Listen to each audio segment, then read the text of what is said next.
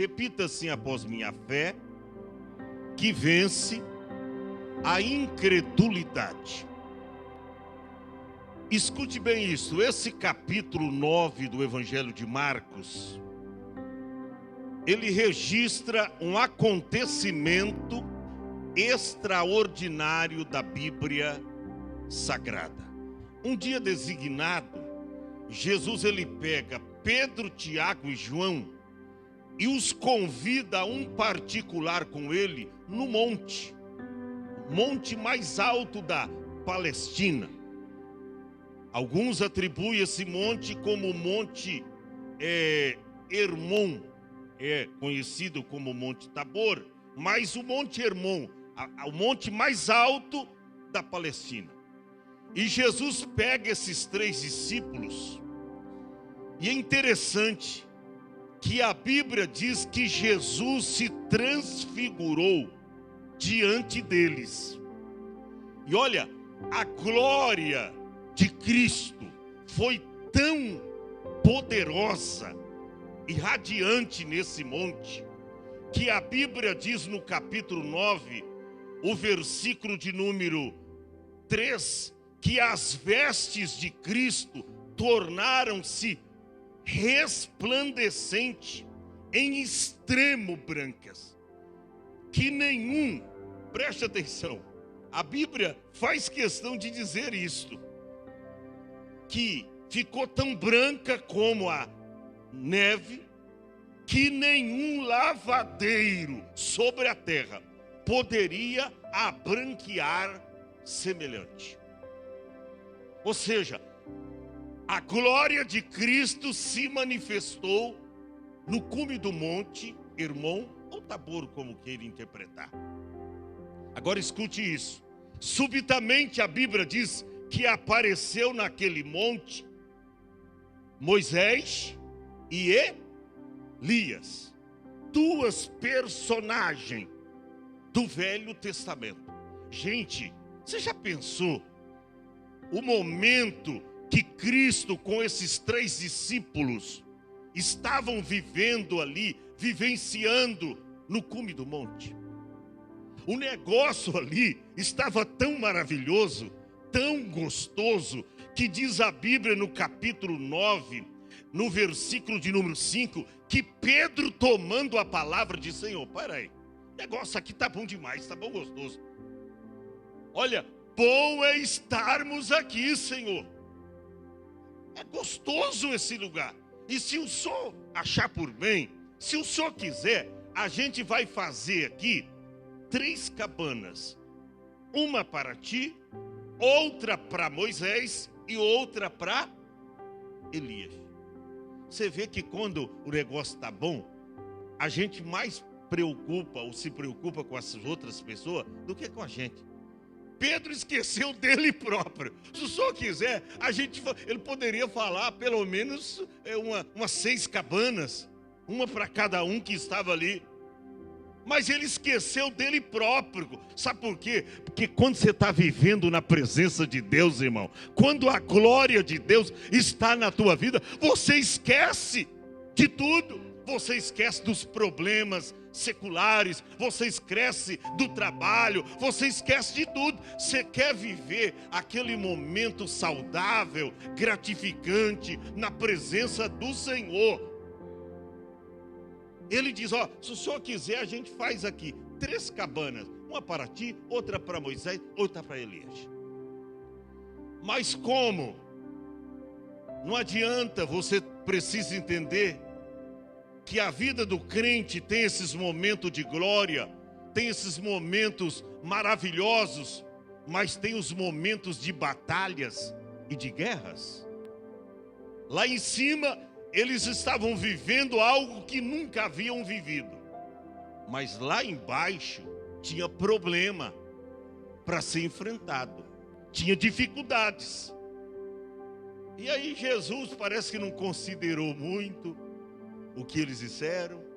Mas a Bíblia diz que eles ouviram ali ainda uma voz que dizia: ó, esse é o meu filho amado. E eles ouviram, ficaram maravilhados. Mas aí de repente uma nuvem desceu e ocultou toda aquela glória, e aí tiveram que descer daquele monte. Mas preste atenção, no monte eles estavam vivendo toda essa glória, mas lá no pé do monte, olha que contraste, tinha um pai desesperado, tinha uma multidão ali aderindo os escribas, porque eles estavam discutindo com os discípulos pela a vossa impossibilidade, porque foi trazido ali um jovem endemoniado para os discípulos e eles não conseguiram resolver o problema. A fala do nosso presbítero agora há pouco foi que tem algum tipo de demônio que nós não conseguimos expulsar. E esse tal de devorador, irmão, ele diz: por causa de vós, eu repreenderei. Você pode ser crente de jejum, de oração, de monte, mas se não for fiel, se não for dizimista, de repente Deus prepara uma bênção para você, de repente está desempregado de novo.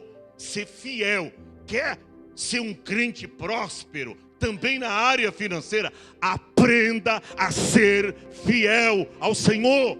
Aprenda. Porque Deus abre uma porta, mas o diabo está doidinho para fechá-la. Mas quando você é fiel a Deus, nos dízimos e nas ofertas, isso faz toda a diferença. Foi o que acabara de falar o nosso companheiro. É verdade. Eles no cume do monte viveram esta experiência ímpar. Só que lá no pé do monte tinha problema para eles resolverem. Interessante, Jesus ele estava com 3 discípulos, mas lá embaixo tinha 9. Gente, o número suficiente para resolver o problema, né? Mas não estavam preparados. E é interessante, porque eles não estavam preparados, sendo que Jesus já havia dado poder para eles. Quando você lê no capítulo 6 e o verso de número 7, Jesus tinha dado poder para os discípulos e chamou os 12 e começou a enviá-los de 2 em 2, dizendo: eu dou-lhes poder sobre o espírito mal. Por que eles não resolveram lá os problemas? Cristo teve que descer do monte, ou seja, interromper aquele culto maravilhoso de glória. Um pouco antes, Jesus havia dado poder, capacitado eles com poder. E eles até por um tempo exerceram esse poder, porque nos versículos 12 e 13 do mesmo capítulo 6, versos 12 e 13, e saindo eles, pregavam ao povo que se arrependesse. Olha o 13 como é contundente. E expulsavam muitos demônios, e ungiam muitos enfermos com óleo, e os curavam. Você vê? Os mesmos que lá atrás receberam poder, e até por um certo tempo exerceram esse poder, agora se vê diante de uma situação que eles não conseguiram resolver. Precisou Cristo interromper o que estava vivendo, porque lá embaixo tinha uma briga lá. Eles estavam discutindo. Aqui está dizendo o texto sagrado que os escribas estavam discutindo com eles. Vocês não são discípulos de Cristo, coisa nenhuma. E eles estavam colocando a deidade de Cristo em xeque. Porque, o mestre de vocês, cadê ele? E cadê o poder que vocês dizem como seguidores que são dele? Por que vocês não resolvem esse problema? E estava uma confusão generalizada.